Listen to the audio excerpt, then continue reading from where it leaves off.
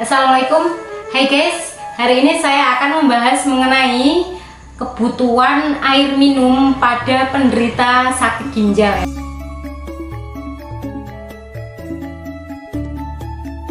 Sebelumnya jangan lupa subscribe YouTube channel ini ya teman-teman, karena akan ada insight dan update mengenai informasi seputar kesehatan setiap minggunya. Kenapa hari ini kita sharing mengenai kebutuhan air minum untuk pasien gagal ginjal? Karena penyakit ginjal ada yang disertai dengan penurunan fungsi ginjal dan tidak. Pada orang yang fungsi ginjal menurun, kebutuhan asupan air minumnya ternyata lebih sedikit dibandingkan orang yang fungsi ginjalnya masih baik. Penyakit ginjal dibagi menjadi 5 stadium. Pada stadium 4 sampai 5 atau stadium yang sudah parah, pasien harus menjalani cuci darah secara rutin. Pada stadium 4 sampai 5, minum air memang dibatasi karena ginjalnya sudah tidak mampu mengeluarkan air. Kalau kelebihan air, paru-parunya kelebihan air jadi sesak napas.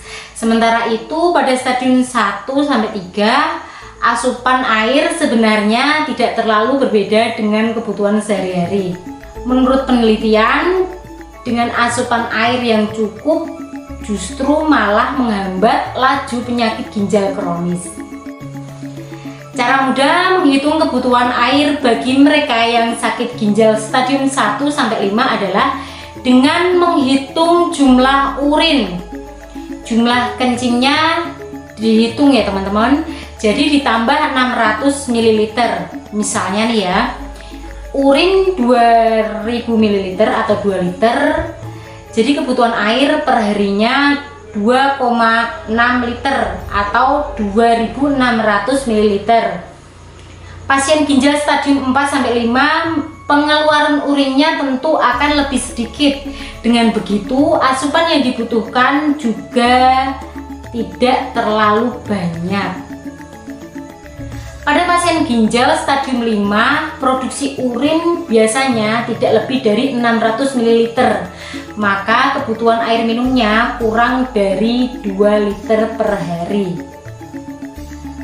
Berbeda dengan pasien batu ginjal, pada orang yang pernah terkena batu ginjal, asupan air minumnya justru harus lebih banyak per harinya ya. Namun dengan catatan fungsi ginjal masih baik. Gimana? Sedikit banget kan? Sedikit banget kan minumnya. Jadi sayangi ginjal kalian ya teman-teman.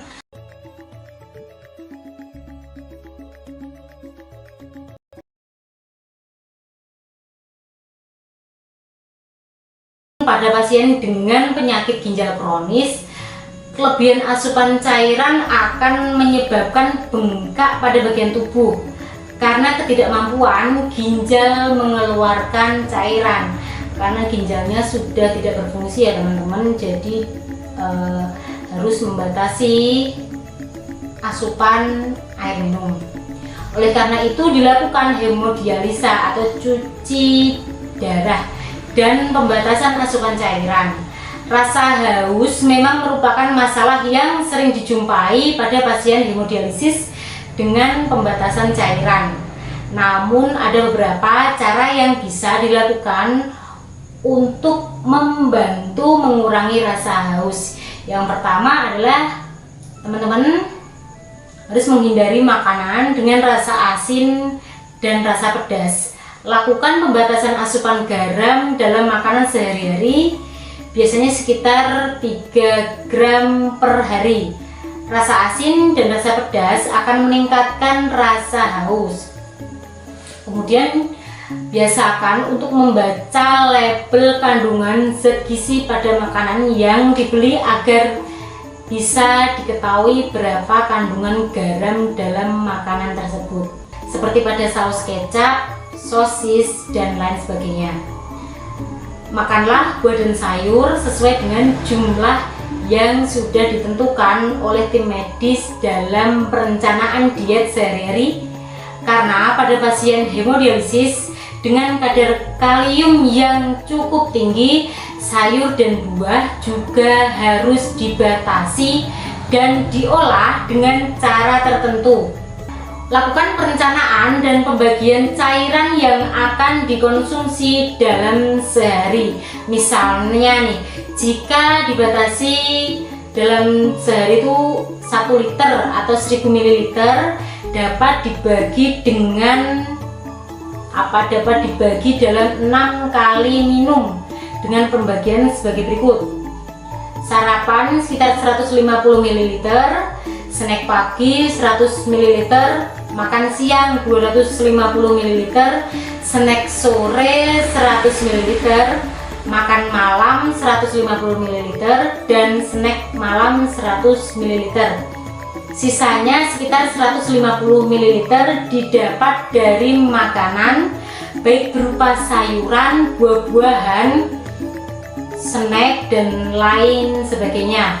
Minumlah cairan yang sudah didinginkan atau sudah dimasukkan es agar dapat membantu menimbulkan rasa sejuk di dalam mulut. Namun jumlah es yang dimasukkan tetap harus diperhitungkan sebagai jumlah cairan yang dikonsumsi. Saat minum obat, gunakan sedikit air. Sebaiknya obat diminum setelah makan, sehingga jumlah cairan yang sudah direncanakan pada saat makan juga cukup digunakan untuk minum obat. Gunakan gelas yang kecil saat minum ya teman-teman. Terus tanyakan pada dokter yang merawat apakah obat-obatan yang diberikan akan menimbulkan efek samping berupa rasa kering pada mulut. Untuk mengurangi rasa kering di mulut, sikatlah gigi kumur-kumur menggunakan botol yang diberi air dingin yang sudah dicampur dengan daun mint dan diberikan secara spray. Jadi seperti disemprot-semprot gitu ya. Dimana banyaknya cairan yang digunakan tetap diperhitungkan dalam jumlah cairan yang dikonsumsi. Menghisap permen dengan rasa lemon, karena lemon dapat merangsang pengeluaran air liur sehingga membantu mengatasi kekeringan mulut. Usahakan untuk selalu berada di tempat yang cukup sejuk, tidak berlama-lama di tempat yang udaranya panas. Saling bertukar pengalaman dengan pasien lain agar mendapat cara lain bagaimana mengatasi rasa haus, kemudian saling mendukung dan membantu meningkatkan kedisiplinan saat rasa haus timbul. Perhatikan beberapa makanan yang tetap harus diperhitungkan dalam jumlah cairan yang dikonsumsi. Pada dasarnya, semua makanan yang bentuknya cair pada suhu ruang seperti kopi, gelatin, es batu, es krim, jus soda, susu, sup, sayuran, dan buah dengan kandungan air yang banyak seperti semangka, melon, labu, tomat, pir, apel, wortel, nanas, timun, dan lain sebagainya.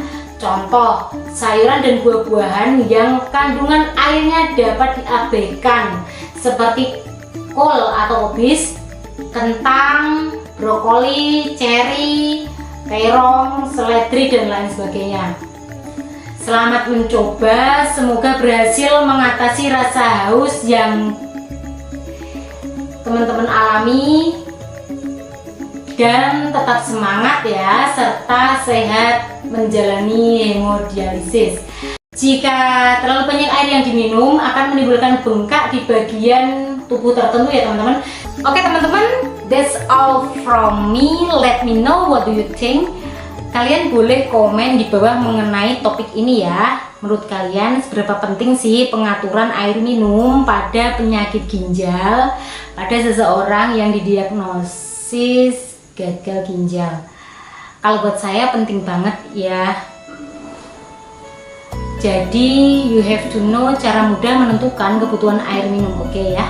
Don't forget to like, subscribe, and share this video. Dan terakhir, tagline kesayangan, salam sehat karena sehat adalah gaya hidup. See you guys.